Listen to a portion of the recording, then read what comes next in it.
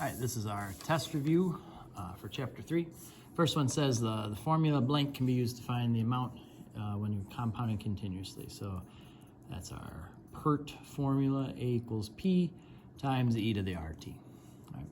And the function y equal log x is a log function whose base is 10. This is what we call the common log.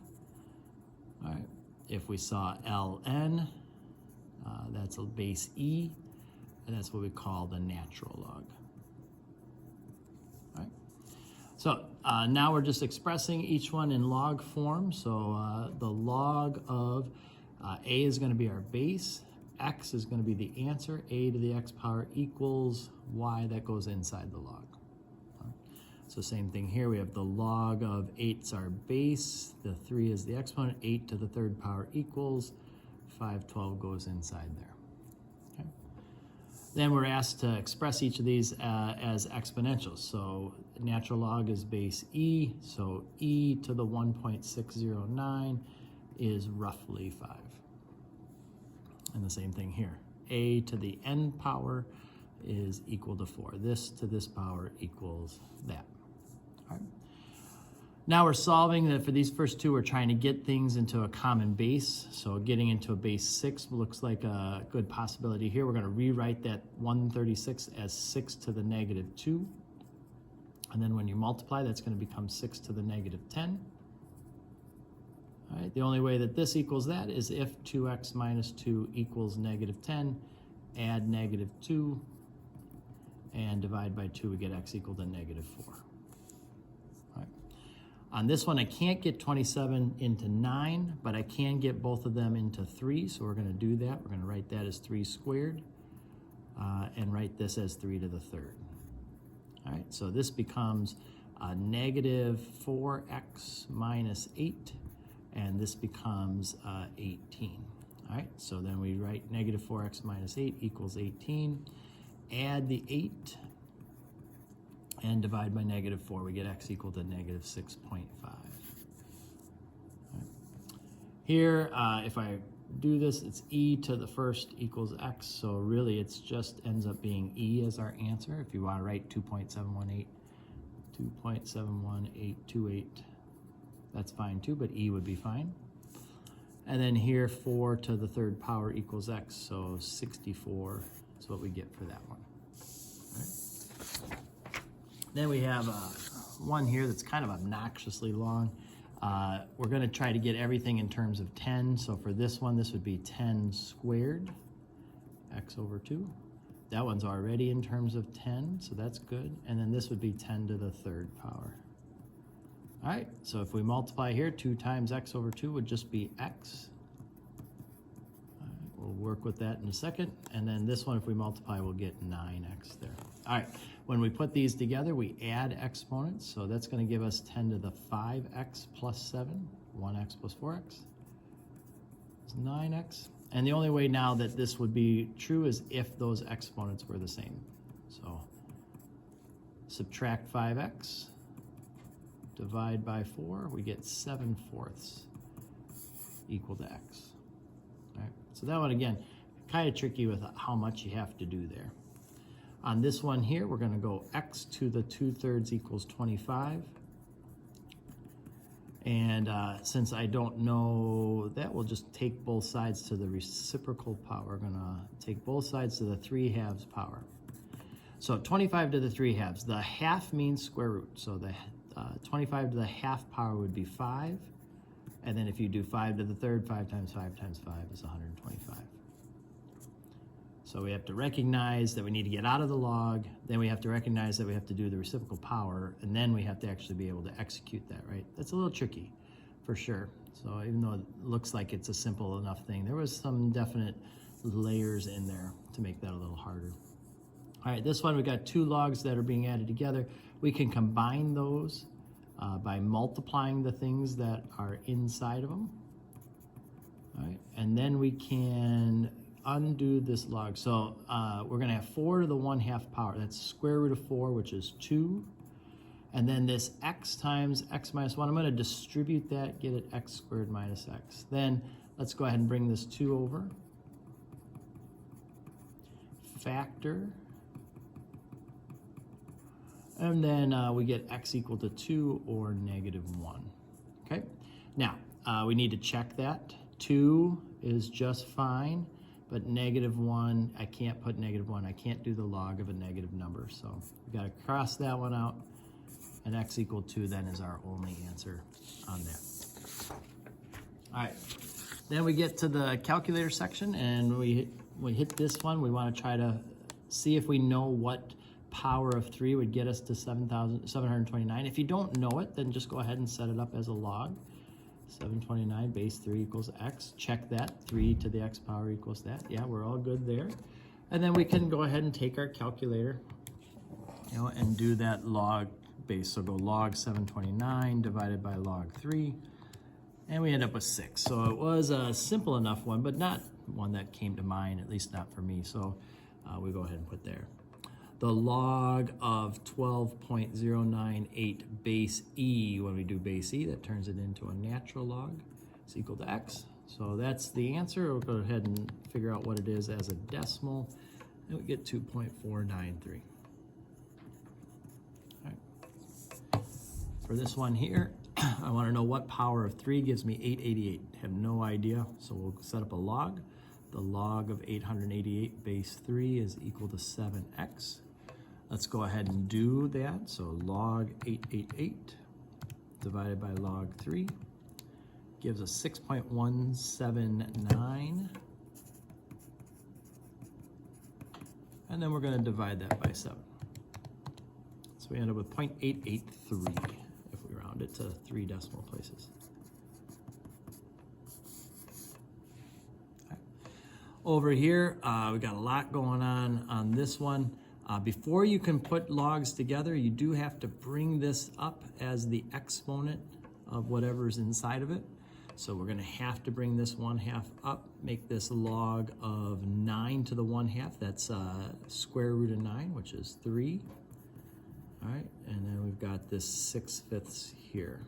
All right, now we can put these together by dividing these numbers. So when we divide, we're going 3 divided by 6/5. If we just kind of do that on the side, 3 divided by 6/5 is the same as 3 times the reciprocal. Where when you divide by a fraction, it's the same as multiplying by the flip of it. And that's going to end up with 15/6 then. All right. Equal to x. Okay. And now that I've done all this extra work, I'm feeling a little silly because this is the calculator section, and all of this was equal to x. So all of it could have just been put in the calculator to begin with.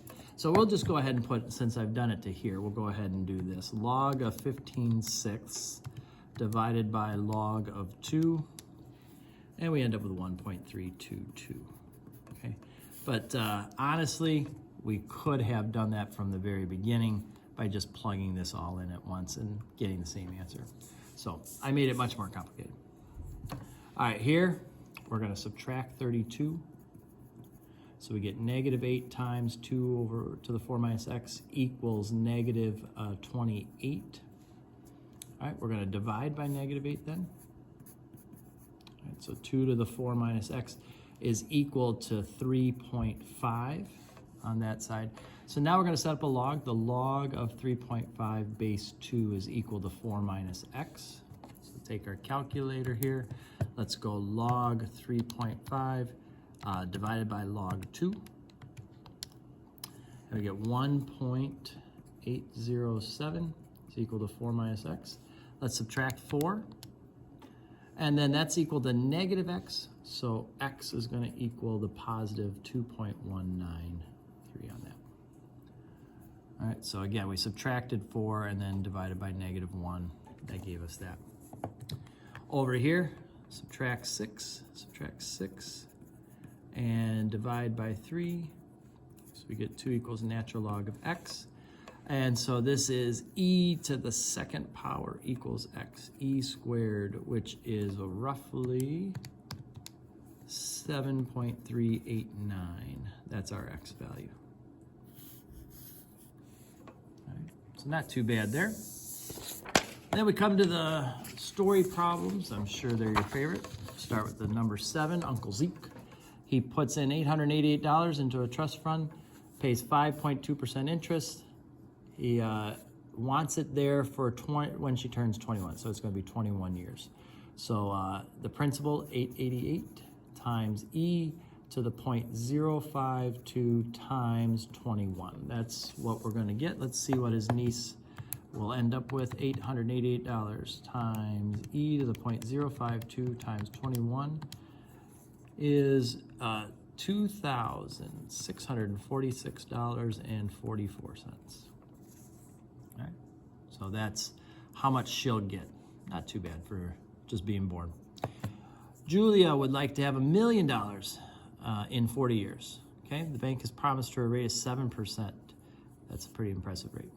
How much would she have to deposit now in order to be the millionaire she wants to be? So she wants to end with $1 million, but we're interested in what this has to be, right?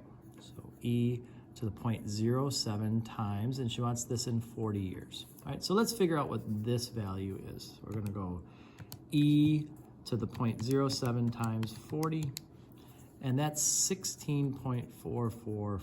All right, well, now let's take $1 million and divide by that. So $1 million divided by that number right there, she would have to throw $60,810.06 into that account right now.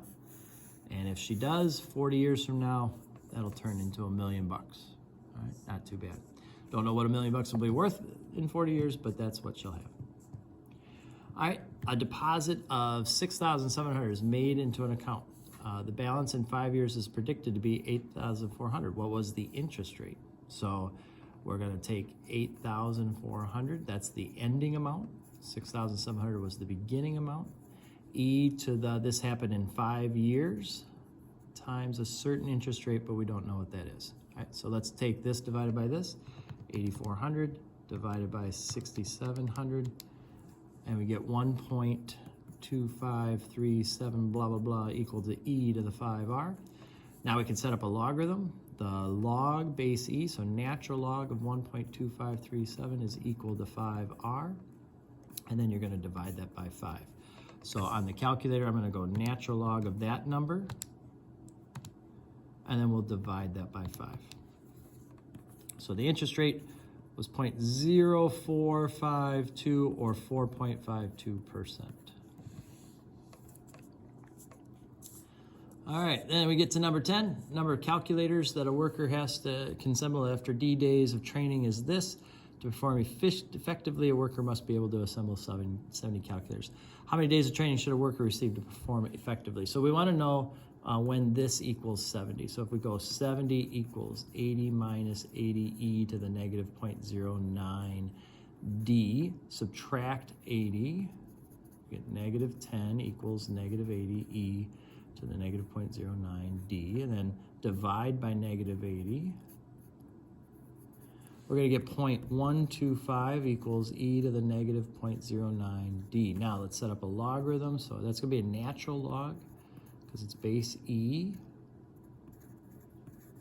So if I go on the calculator natural log 0.125, I get that. Divide that by negative 0.09. And it looks like it's going to take a little over 23 days. All right, just a shade over, maybe 23, 24 days of training in order for this person to be considered an effective one.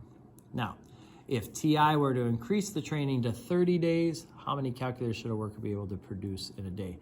So this one's a little bit easier actually than part A, because all they want you to do is to put 30 into the equation. So you're actually just going to take the calculator and go 80 minus 80 times e to the negative 0.09 times 30, and 74.6. So we'll go to the nearest whole calculator they were able to do. They'd be able to assemble 74 calculators effectively with that much training.